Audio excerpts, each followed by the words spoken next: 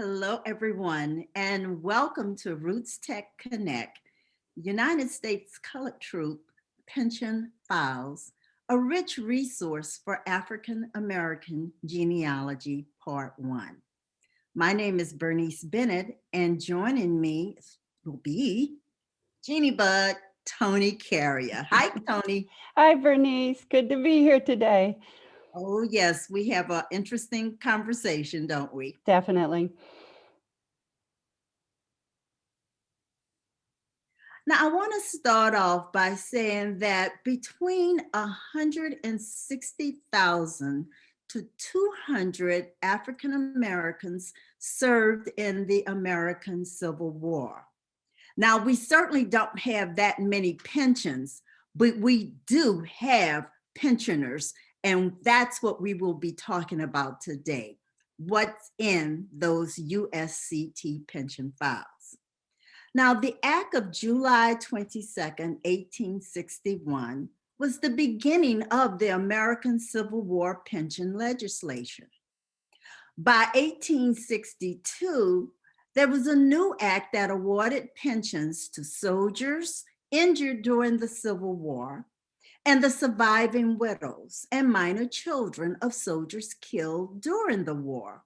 And this was generally called the General Law.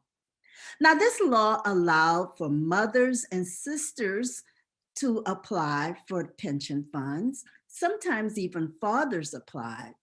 And if a woman remarried, the pension benefits would be terminated. However, if she had minor children up to the age of 16 that lived with her, she could also apply for funds to support those children.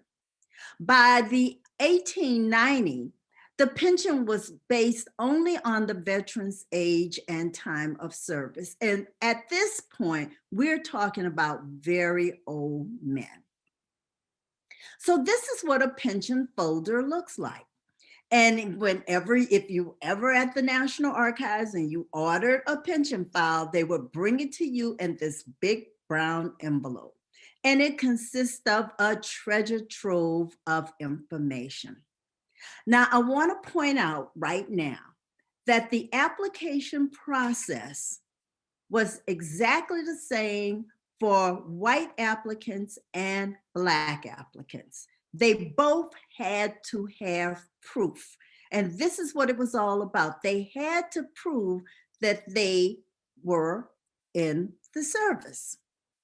Now, the information that you will see in the file will include the following: when and where he entered the military, the circumstances of military enrollment, when and why he applied for pension funds, injuries sustained in the war, total medical profile. After all, we're talking about an invalid pension, and names of others in his company.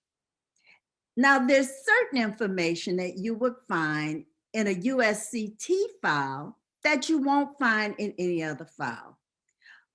I said before, you would have to have proof of service, but there's additional information that you may find. First of all, the location and the name of the former slave owner.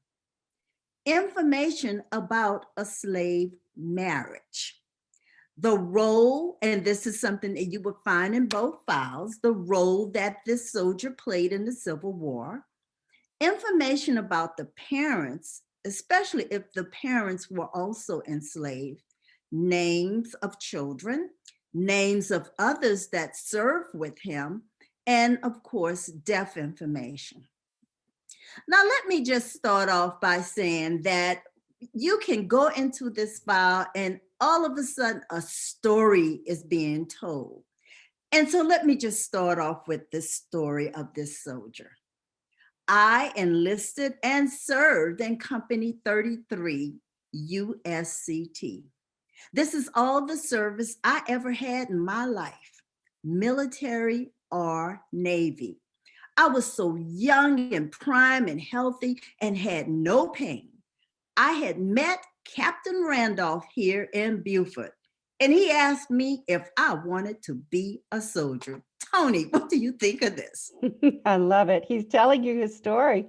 He's telling you exactly what led him to enlist in the military. He was recruited by Captain Randolph in Beaufort.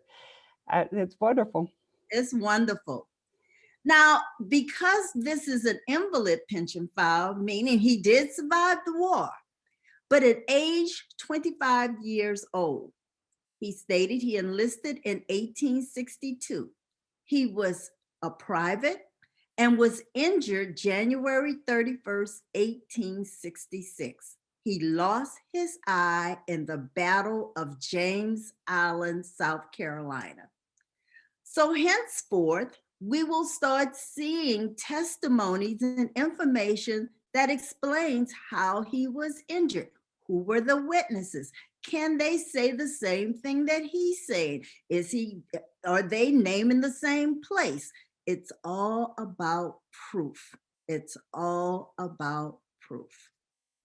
Well, we're going to move on now, because as you start going through the pension files, you will see dates, and these dates and years will change.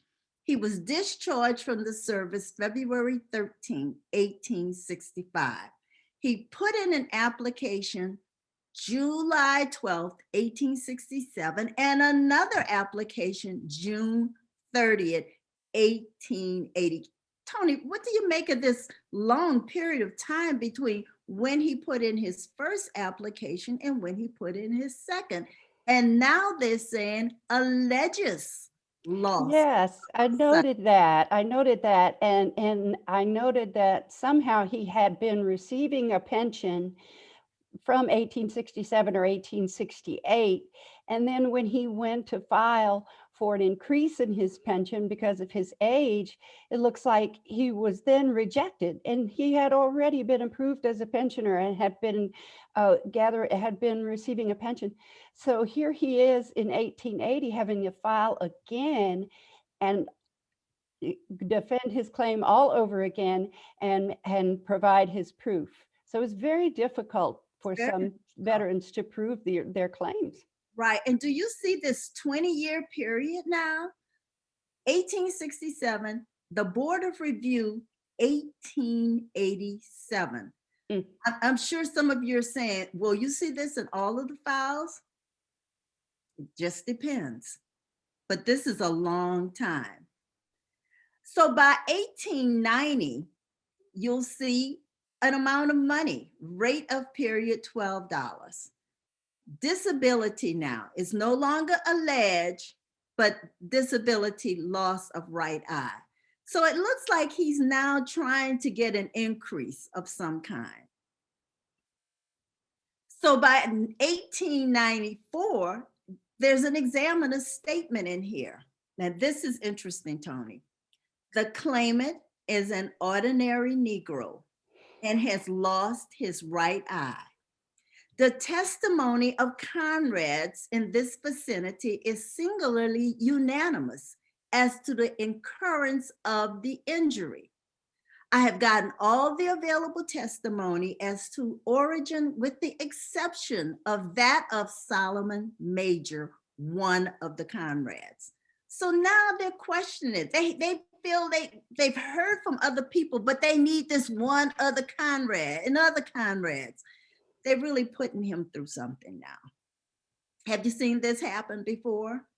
I have. And, that's why you have to question every historical document that you find. Who made that document? For what purpose did they make it? And what bias may they have held that actually affected what they recorded in that historical document? Because the special examiner is the one who's writing this file and reporting to the Pension Bureau. Absolutely. So now we're into 1902. 1902, and here he is still testifying, still trying to get that money.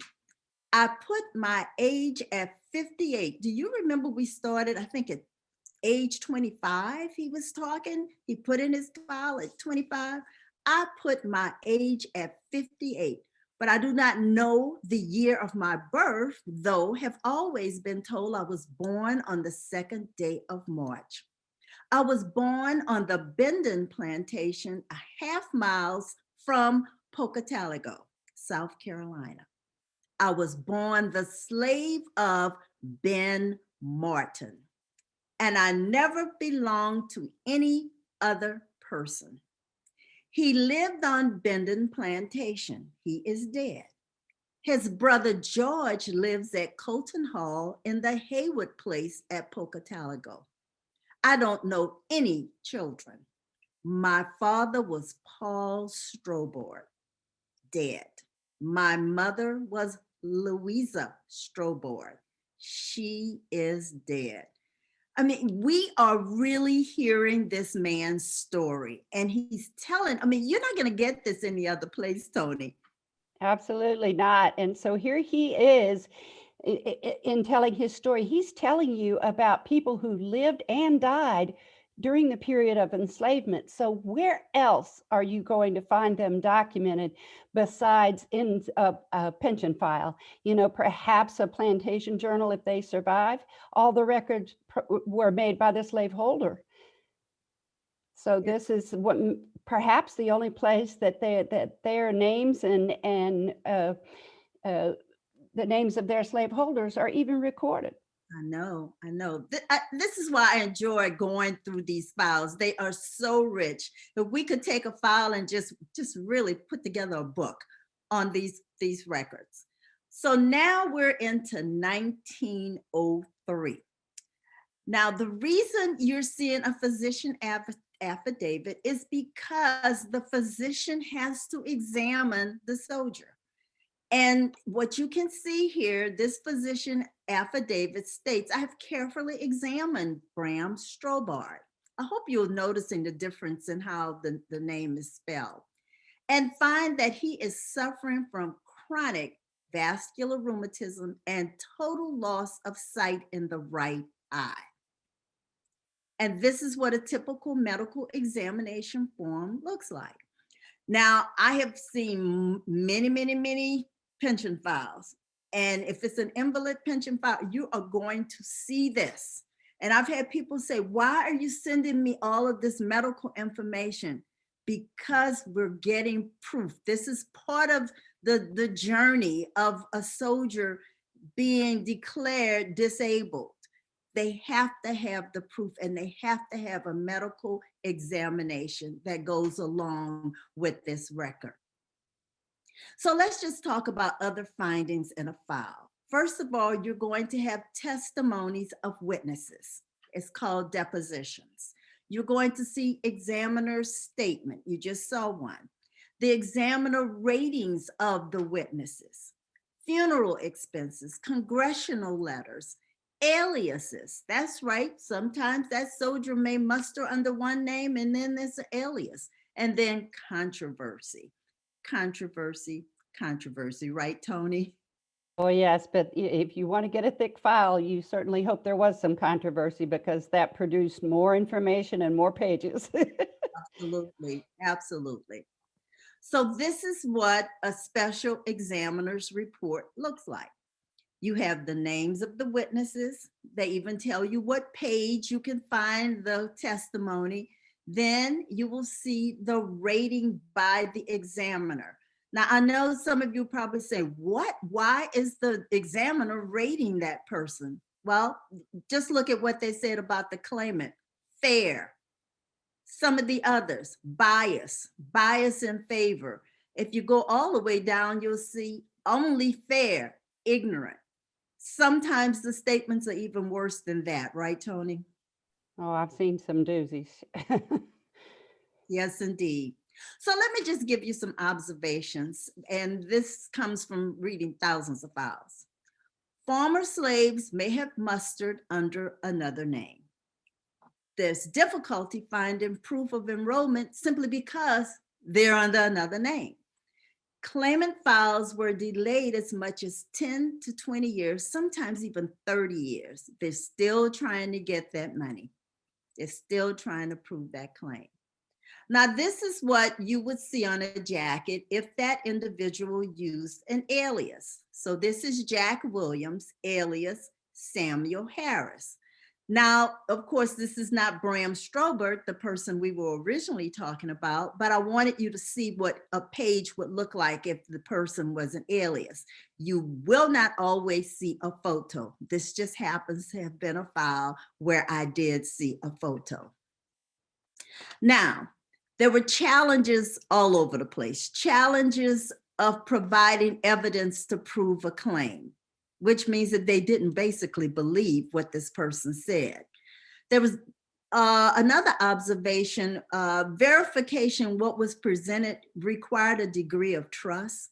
So if you saw a rating of which that person was fair or poor or ignorant, they really didn't trust what they were saying. They didn't believe them, bottom line. Another observation is that slave marriages were difficult to prove.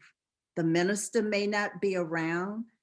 Others that were there when they got married may not have been around to testify.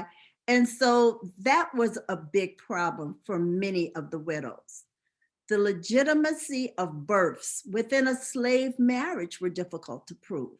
You didn't have DNA tests to say this was the soldier's child. Therefore, you had to have others to say, I was there when she gave birth.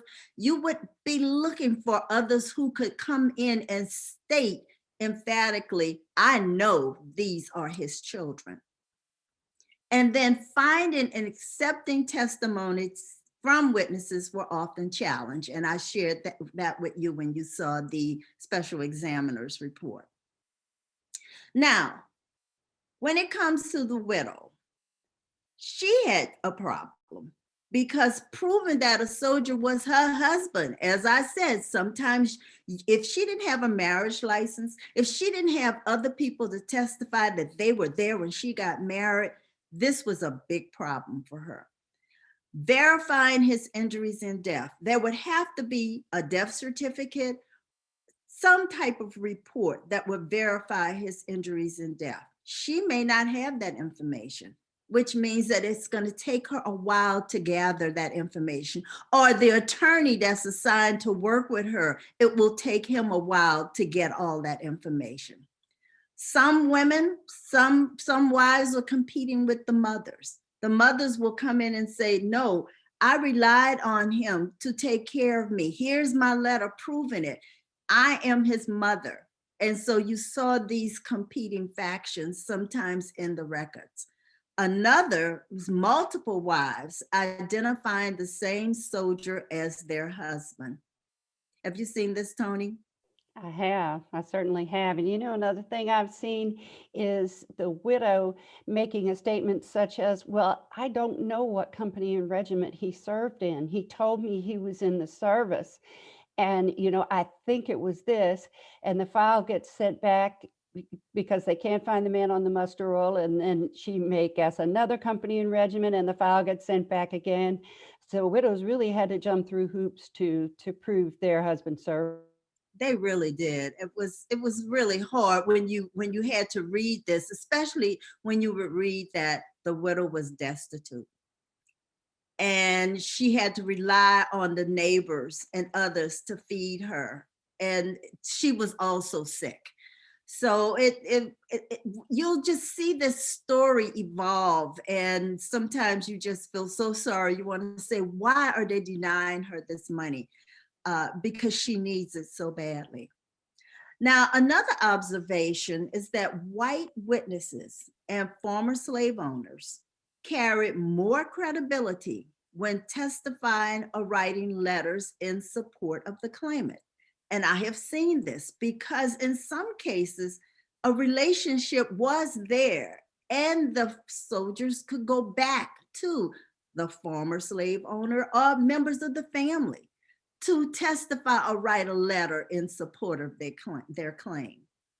Another one, which is a big problem, was illiteracy.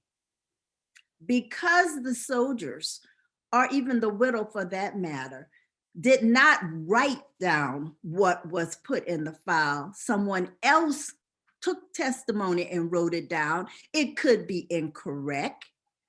And because they didn't know whether it was right or wrong, they would just sign their X. Then they would be challenged on the information that they signed off on. But it was illiteracy that created the problem, the major disadvantage. Now, I want everyone to understand pension payments represented an opportunity for the soldier and his family to live a comfortable life. And this is what it was all about. That soldier needed that money. They needed that money to survive. And some of them were so destitute that when you start reading this file, you would say, this person it's not a rags to riches type story. It was just, give me what I'm worth, give me what I'm due, because I served in the Army and I deserve this money. And then, of course, in the file, it will have a jacket that says dead, dropped. And you'll see this. And this soldier did pass away in 1904. So as you can see, this is a journey. As you go through your pension files, you will see a journey, a story that just becomes life itself, because you really see what's happening to those Civil War soldiers. And Bernice, can I note one thing here? He passed away in 1904. That deposition you read was from 1902. Here he was still testifying, defending his pension claim, and 2 years later he was deceased. He was deceased. And so the challenge to all of you, and this is kind of our action plan, if you will, to go back and look at this again. But now we want to encourage you to look at a USCT folder. Go in that folder, and Tony in part 2 will tell you more about that. And so we hope that you will put questions in the chat. We'll come back periodically, respond to you. But thank you so much for listening to what we have to say. And we're moving on to part 2.